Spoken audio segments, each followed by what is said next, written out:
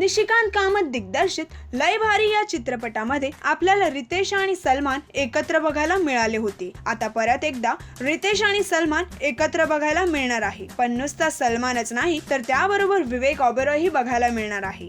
रितेशच्या येणाऱ्या छत्रपती शिवाजी चित्रपटामध्ये सलमानची भूमिका बरीच लांब असल्याचे कळाले आहे.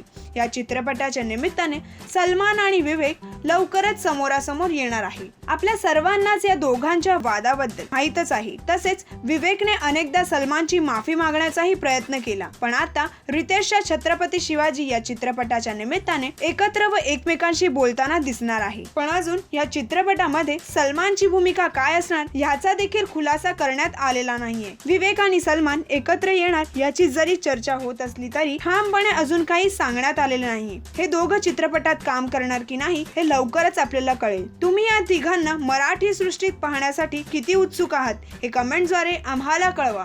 मराठी सिनेसृष्टीच्या ताज्या अपडेट्स व गॉसिपसाठी आमच्या चॅनलला सबस्क्राईब करायला विसरू नका.